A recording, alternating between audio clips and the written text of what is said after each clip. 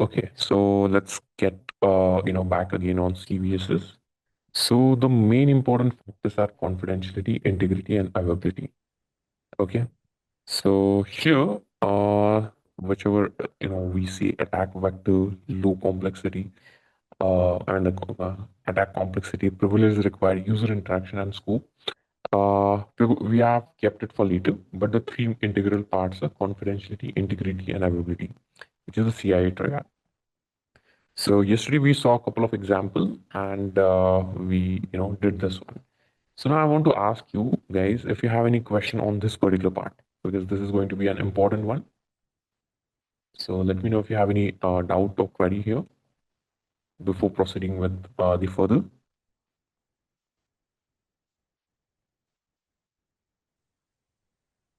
Excuse me, sir. No? Yes, Sir, Suraj. I missed this part. Can you explain this part one more time? Sure, I'll give a quick review, and also the Couple of recording will be more shared with examples, you. maybe, it's gonna work. Pardon? Couple of more scenarios will work. Okay, perfect. We'll do that. And also, the recording will also be shared in case you have missed anything. Okay. So, whenever there's any vulnerability or any flaw in the, application, it is determined by three things. That is confidentiality, integrity, and availability. The three major things. Okay. If any one of these is hampered or multiple of them are hampered, it is termed as vulnerability. So confidentiality basically is the confidential information about the organization or the PII data that is publicly, personally identifiable information getting public, okay, or getting leaked is when we say confidentiality is hampered. Then we have integrity. So integrity is basically performing any unauthorized access on the application, the operations like update, delete, or creation. So this three operation, if without any authorization are performed on the application, we say integrity is hampered. And then availability. So availability basically is when due to the vulnerability, the web application is not available or the service is not available for other user. Then we say availability is hampered. And based on the scenario, we rate it none, low, and high. None is no impact at all, low is a lower impact, and high is higher impact. So we categorize it in three, three ways. So this CVSS V3.1 calculator is the latest one, and which is used across the industry right now. There's four as well, okay, but right now 3.1 is being used. It will be some organization are yes definitely using four, and it will be soon moved to four later. So let's do one more scenario.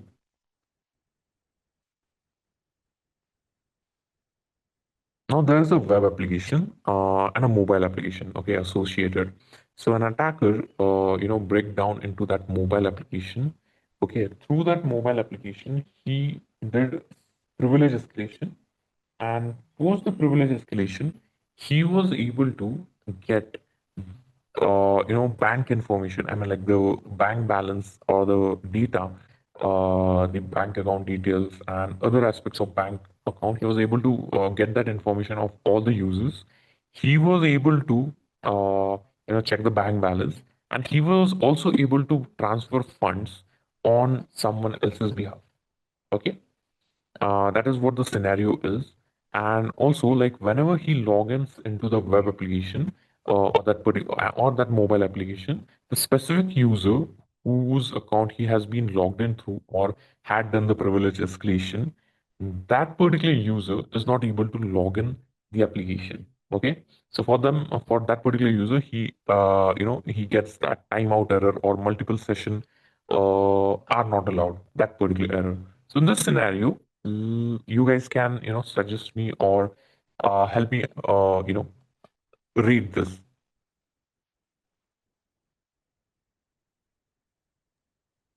Potentiality will be high. Okay, confidentiality will be high, definitely. Integrity. Will also be high because Okay, he's also. transferring the money. Right. And the Just last one one minute. will be low. Perfect. Yes. So the availability will be low because only one user is not able to access it. Okay, so availability is not hampered for everyone. It's for a single user. So the vulnerability here becomes 4.9, sorry, 9.4, which is critical. Okay. So why Now, availability low and why integrity high? Can you explain? sure. So confidentiality is the user was able to access all the confidential data for all the users. Okay, confidential data was the bank balance, the bank account details, and everything. Second thing, he was able to transfer the money from someone else's account to someone else, okay, or to anyone. So where he was able to do or perform operations like create, update, and delete without any authorization of the genuine user or the account owner. He was able to make those operations directly. So that's the reason integrity became high. He was he was not doing a small operation, but he was performing big operation without any authorization. Okay, and then availability was whenever the user was logged in, the other user was not able to log in. He was getting multiple session not allowed error. Okay, and that error was only getting for one user. So that's the reason availability became low. So availability for that particular one user became low, and for rest it was available. So it is low in this case. Okay, so let's take one more example. Now, there is a cross-site scripting vulnerability. Okay, and in that cross-site scripting vulnerability, user was able to, steal cookies of an account. Okay, using that cookies, he was able to take over an account. Okay, and he was able to do all sort of operations. And here, whenever he was logged in, the other user was not getting any issue with login through that account again. So can you help to calculate the CVSS score for this? The availability will be high, right? Yes, availability will also be high. So it will become 9.8 critical. Perfect. So now let's take one more scenario. The scenario is attacker, or let's say there's a vulnerability.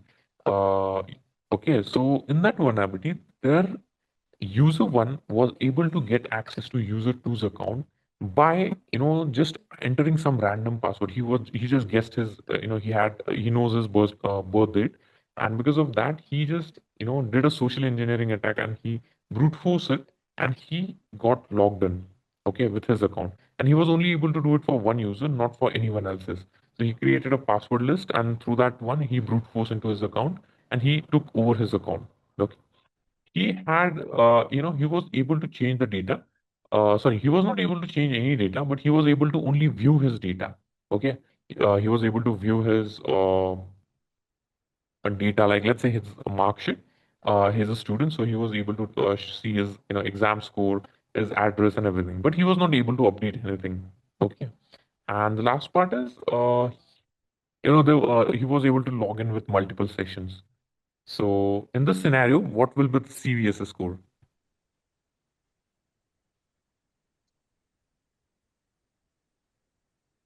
Integrity will be low in this case.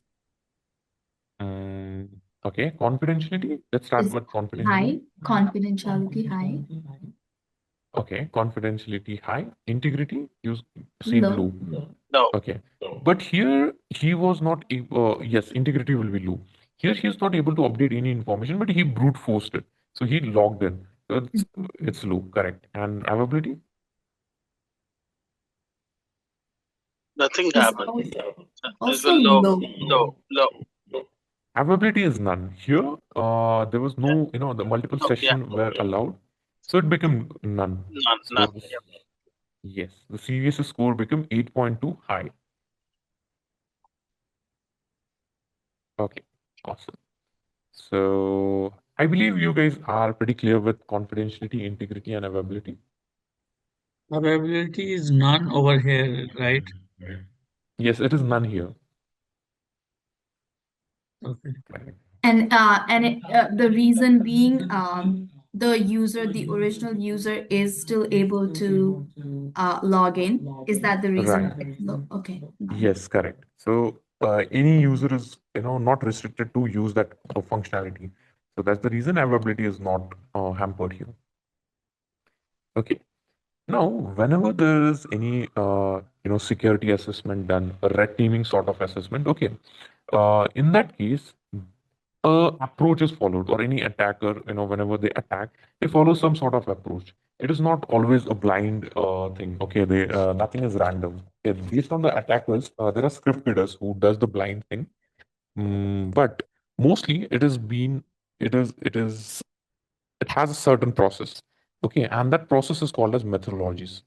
So there are three important methodologies for any particular attack that is done. Okay, so we have to understand those methodologies in detail so that we can understand the reconnaissance process. And as a security researcher, you should be able to do the reconnaissance and then step by step further process. Okay, so let's get with it. Let me pause recording for a moment and resume it back here.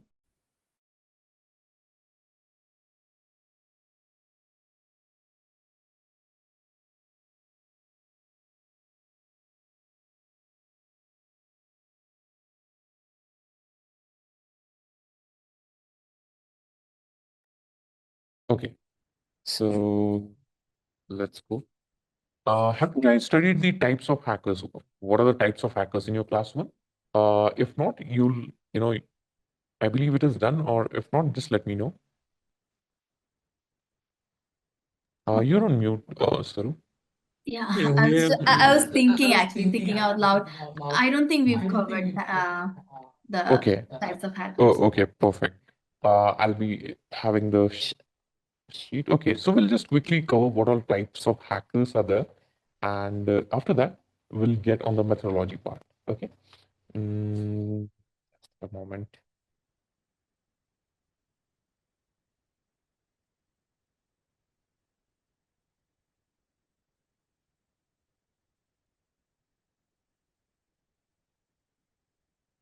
Excuse me, sir. The hackers like black hackers, or it's gray hackers, like those hackers you mean? Yes. Yeah, Oh, we yes. covered little Yes, bit, we've not covered much. that. Okay, you guys But have covered we can always learn more if you can. it? Yes, sure. Definitely. We can go through it one more time quickly. So let's do types of hackers.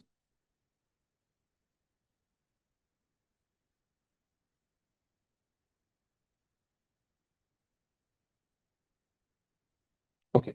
So first is black hat hackers. Okay. The first type of hackers are black hat hackers.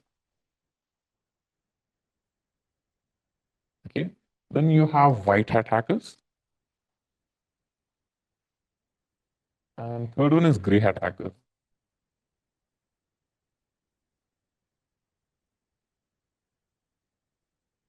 So black hat hackers are the illegal, or the hackers which tend to harm people, okay, or the organization that they does the illegal activities. Okay. They violate the what are the policies are, and it's always something which is in the black area. Okay. Then we have white hat hackers. So white hat hackers are the ethical hackers. They are also called as security researchers, or they are also called as penetration testers. In organizations or in IT company, they are called as penetration testers. Okay, or security researchers. Then there are gray hat hackers. Gray hat hackers are combination of both, both black and white. So it depends upon the situation. What situation? Let's take an example. So there's a bug bounty platform, okay, a bug bounty program, and there's a company called ABC.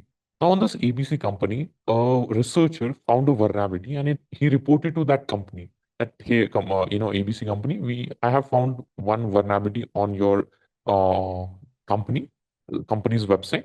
So this is the details of it.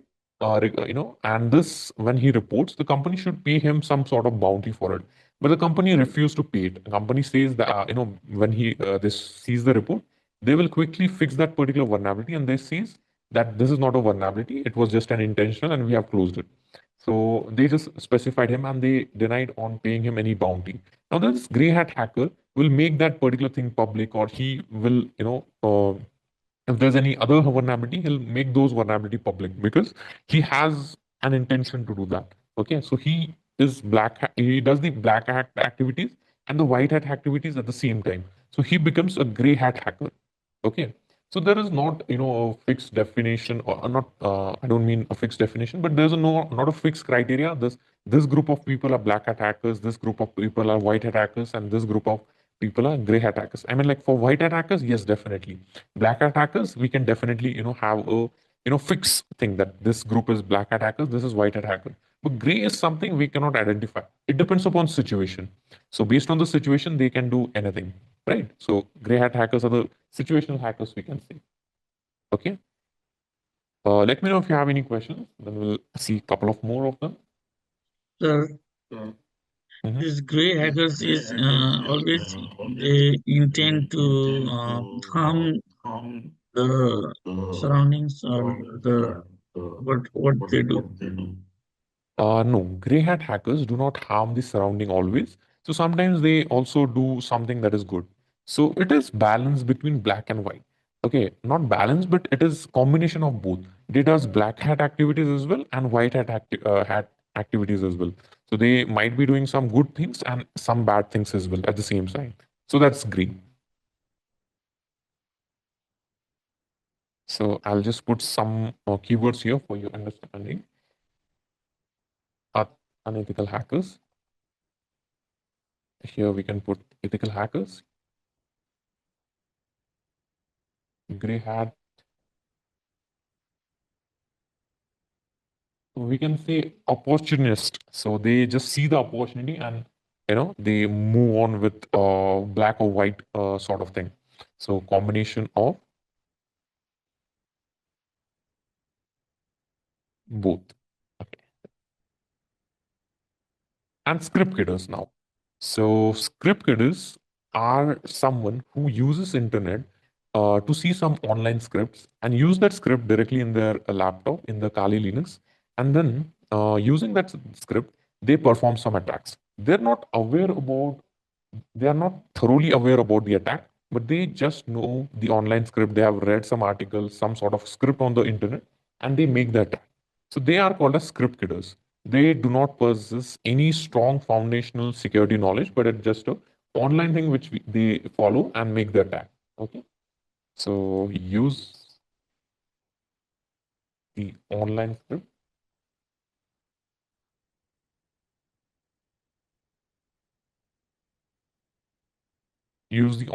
and performs the attack. Okay, so these are called as script kidders. Any questions with script kidders?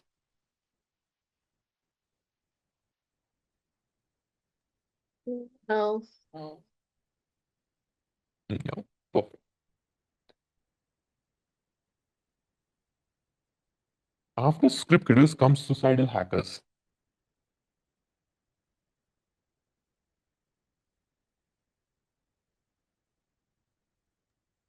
So these script killers are like unintentionals, right? They just try to test it out. No, it depends upon what they are doing. So let's say, the script kidders are just, the through script kidder, we understand that they are using online script to make the attack. So whether it is, an ethical one or unethical one, to test out or to make an attack. So that is something, it's the intention. But script kidders are basically someone do not have foundational knowledge of security, but they read the online script and use it. When it is categorized, like, it is, yeah, like it is about using the online script. So your question is whether they are the black hat, white hat, or gray hat. Okay, so Right. these are the main three categories of attackers. Okay, Okay. these are based on their motivation. I mean, like for what they are doing. Is it for good, bad, or it is for balance? Okay, or it is both. So these are Okay. the three things. But this script kidder can be classified under black hat, white hat, and gray hat. All three. Okay. Okay.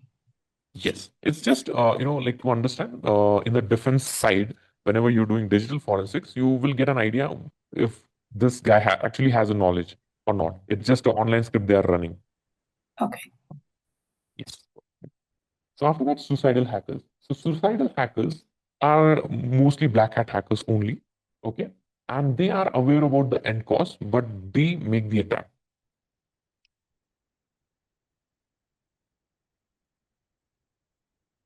They are aware about the end cause, but still they make the attack. So let's see, and there's an employee A, and this employee got fired from the company B. Okay. And he was working there for like let's say past 20 years, and he all of a sudden was got fired. And now he want to take the revenge against the company B. So now he becomes suicidal hacker. He hacked everything and he make it public. So he's aware about the end cause that if the company B finds that out, severe action is gonna happen against B. Okay, sorry, the attacker E. So still he makes the attack. So such attackers who does the attack with knowing the end cause, they are called as suicidal hackers. Okay. Then there are hacktivists. So hacktivists are the categories of hackers which who hacks for political agenda. They are associated with some political party, okay, or some sort of politics. And the hacking they do is to take down the reputation of the opposition party or something like that. There is some sort of political agenda behind it.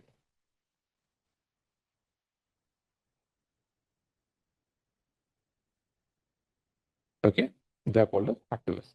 The last one is APT, okay, which is also called as advanced persistent threat.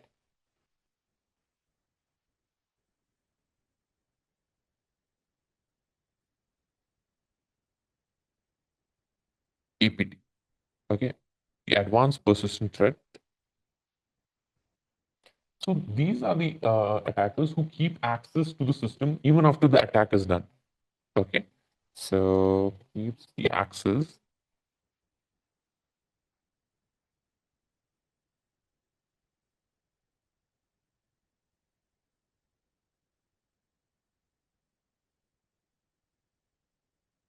Okay, so EPTs keep consistent access even the attack is done, and they keep this backdoor open for years if they require it for future use. Okay, so they are called as EPTs. So please let me know if you have any questions on any of these types of hackers.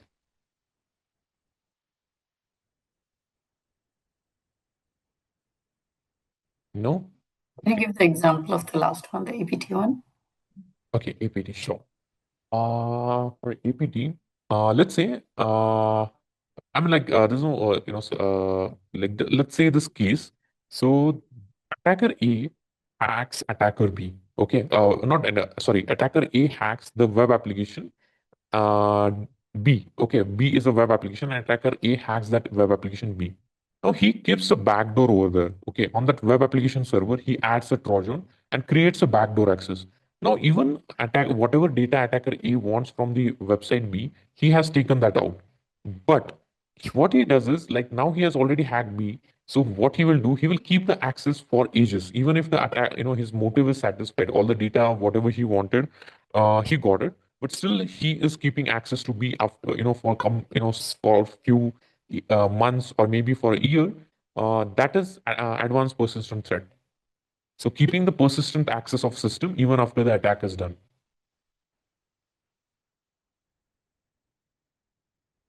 Okay. Then attackers or they follow some approach. Not only attackers, but anyone in security researchers, they follow approach for finding a vulnerability. The vulnerability analysis and penetration testing has a process, a flow. Nothing is blind. So these processes are called as methodologies, and there are three methodologies that can be followed. Okay, so let's see the methodologies.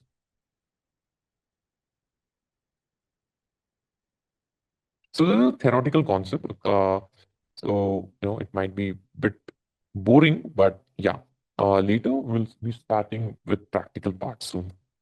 So the first methodology that is there is called a cyber CEH hacking methodology, or it's also called as hacking methodology.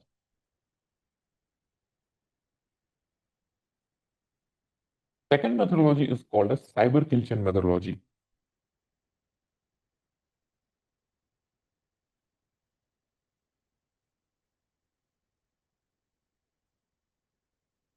Third one is attack MITRE framework.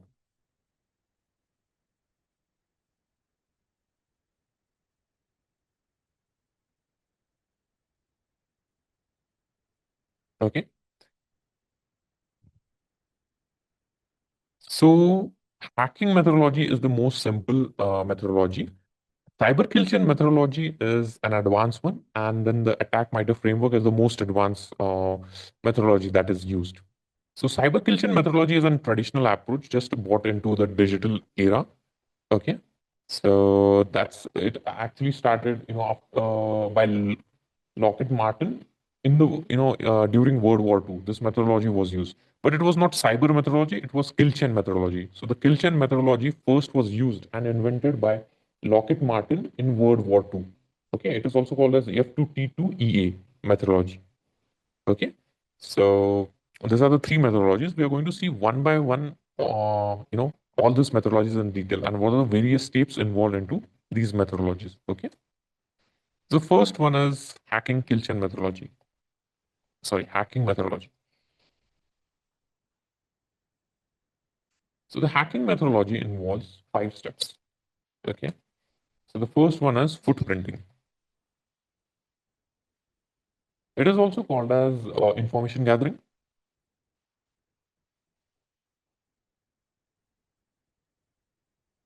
It is also called as reconnaissance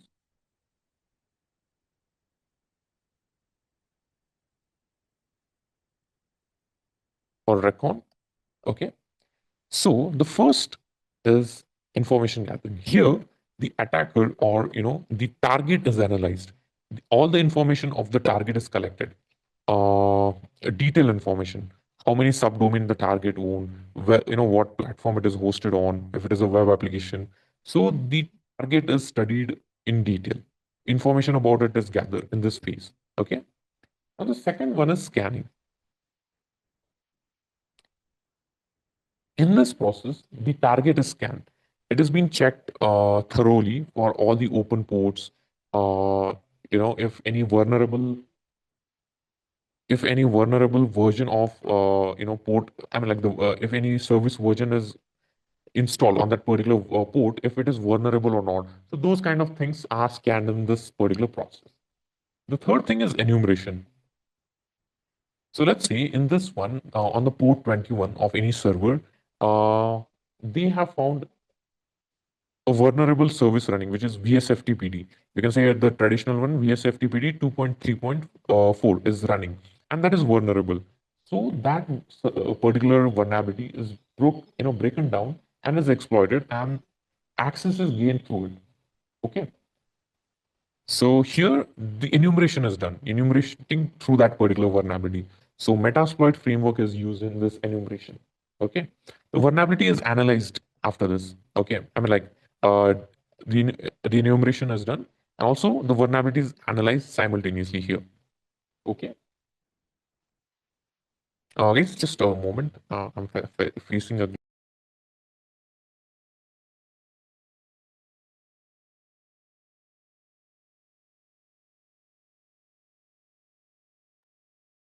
Okay. So here, enumeration is getting enumerated, okay, from the service version. Now, the next step is penetration testing, getting, penetrating into it, to more into it.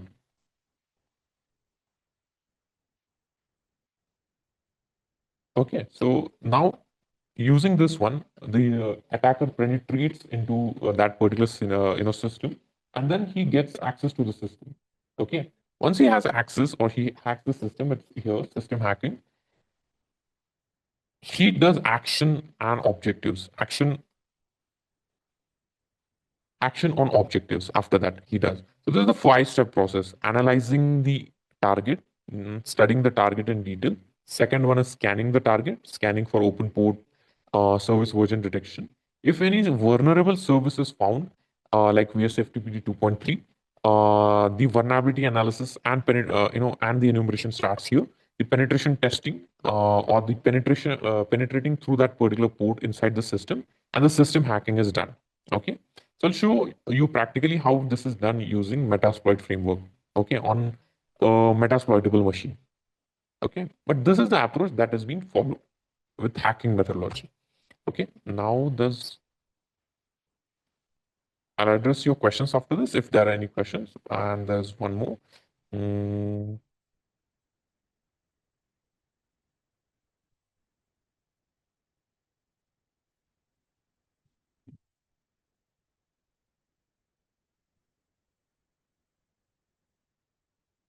okay, so do you guys have any questions on it? The second framework is again a bit same, okay, which is cyber kill chain methodology. So the kill chain methodology was first used in World War II, okay, by Lockheed Martin. So that's the reason it is called as kill chain methodology, the cyber kill chain methodology. In digital era, it has been modified a bit. Okay, so here the first step is reconnaissance. Okay, reconnaissance is harvesting email address, finding sensitive information like all the subdomains, all the endpoints that that particular application has or the target has.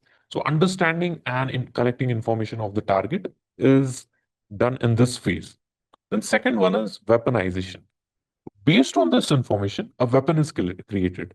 Okay, a payload or a weapon is created based on whatever information we got. Now, this weapon, this custom weapon, is delivered. So this can be delivered through an email. Okay, uh, maybe a malicious pen drive can be injected. Okay, so ways of deliveries are various. So sometimes a WhatsApp message, okay, anything like a social media share or something is the delivery. Once the delivery is done, it is exploited. Once that gets exploited, it automatically gets installed on that particular system. Okay, once it gets installed in that system, then the attacker performs all the commands and control on it. Okay, so he is able to command and control that particular web application server or that particular target remotely. Okay, and whatever actions on object he has, like whatever his goal was by hacking this particular system, he performs it here in this 7 step. So this is a 7 step process which is also used by the attackers and can be used by security researchers to perform red teaming exercises. Okay, so while learning the security researching part, we are going to follow reconnaissance.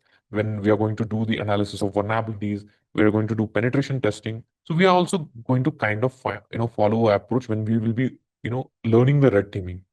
Okay, so this is the approach, the theoretical concept of it. I'm going to paste this picture there and this link as well, so that you can have access to it later. See this diagram.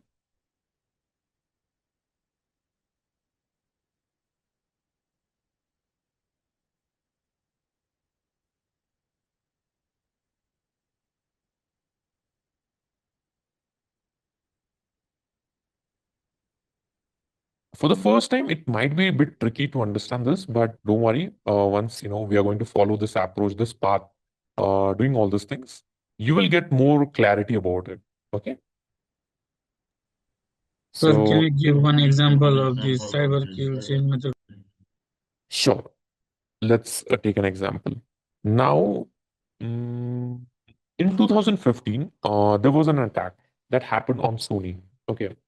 So, and also there are multiple attacks like there was a SolarWind attack as well. So those attacks had happened. They were, they followed the same approach. I'll share, the example. Let me stop the recording for a moment. Scenario. So yes, over to you guys for any queries and any questions you have. No questions? Okay, perfect. So whenever there is some sort of sensitive information or something, we will be pausing the recording for a while. Okay. So yes, this is hacking methodology and cyber culture methodology, the 7 step process. Okay. The next is attack MITRE framework. So let's directly go to the website.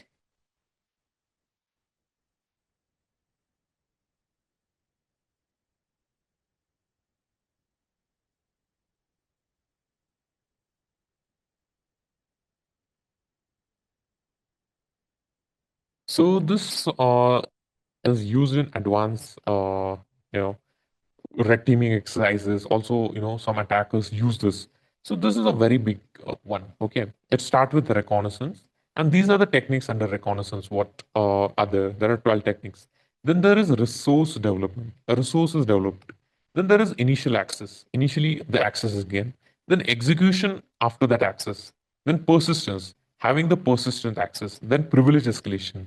Okay, we'll be studying what privilege escalation is. Then stealth. Then defense. Then they do defense impartment. Okay. After that, credential access is done. Then discovery. Then lateral movement in the system. Collection. Okay. There are 17 techniques under collection. Command and control. Exfiltration. Okay. And the impact. Okay. So these are the steps that are associated with the attack framework. Okay. So or the attack MITRE framework. I'm going to share this link, and as this is a very big one, we're not going to start immediately with it. Okay. So this is something I'm going to put it as a heading here, and we'll be seeing this going ahead.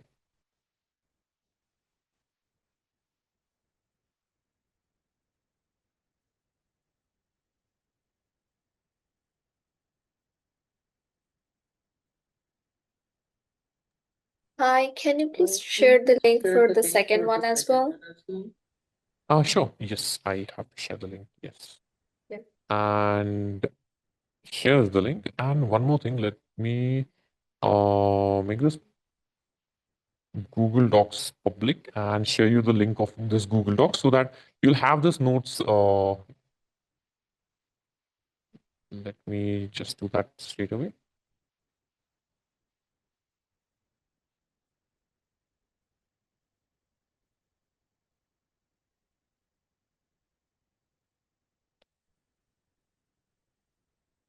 Are you guys able to access this link, this notes? Just check this one, the last link that I've shared. Just let me know if you're able to access it.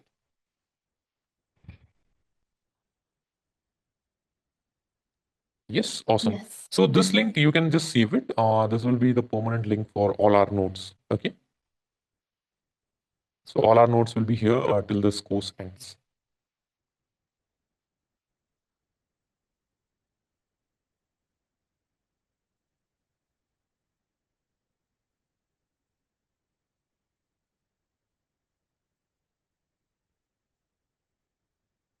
Okay. So let me know, how is it going? Is it overwhelming for you? Any chance? It's going very good. Okay, great. Good to know that. Okay. So now all these three things, okay, three methodologies have one thing in common, which is reconnaissance. Reconnaissance is footprinting. Footprinting is information gathering. Okay. So that is what we are going to start. Okay. So we're not going to straight away jump into it directly, but we are going to understand how it is done and what are things that needs to be checked here. So what is the first block? It is reconnaissance or information gathering. Information gathering, recon, or it is also called as footprinting.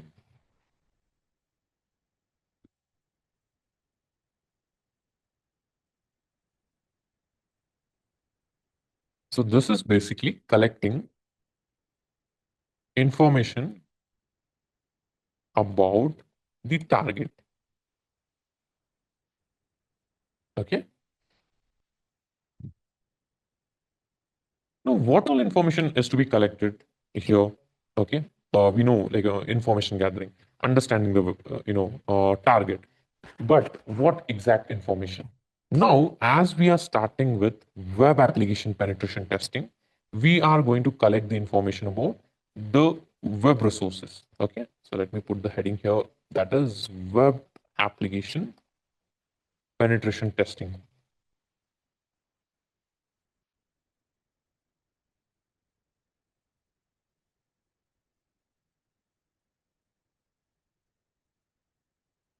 we are going to collect information that is associated with web applications, so such as subdomains, okay, endpoints, and everything. Now, in order to start learning the web application penetration testing, we need to configure some tools on our system. Okay. So we will be starting, we'll start doing that. We'll be, installing Burp Suite, or if Kali Linux is there, then best. We have all the tools pre-configured, but we will be doing configuration of some tools like Wayback URL and Gao and Subfinder and everything. Okay. So now, here we are going to pause as in we're going to pause with our theoretical topics, and we are going to do our system configuration for getting ready to learn all these things. Okay. So I'm going to stop my screen share, and I want to know, you guys have installed Kali Linux, like everyone? Yes, no, maybe? Yes, I think Yes. Yeah, you I were Okay. think not few people are still. most of yes. Yes. Pardon, your voice is not clear. Some like few of us have not been Mhm. able to do it yet. Okay, perfect. Let me share a video with you. Okay. Let me share a video. You can follow that. The recording. Recording in progress. Okay. So most people, like the Kali is not configured. So try to, do the installation today. If you are stuck at any point of time, you can just, let me know now as well if you need any help, where exactly you guys are stuck. And, once Kali Linux configuration is done, we will move ahead with the other part.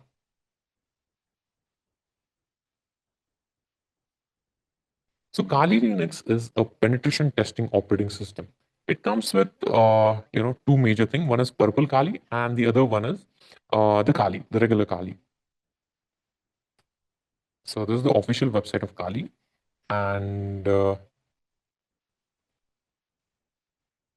this is the normal Kali Linux, and there's a new version which is used, for blue teaming. Okay, so as you know, what is red teaming and blue teaming? Red teaming is basically offensive security, and blue teaming is your defensive security. Okay, for defensive security, purple Kali is used, or Kali purple is used.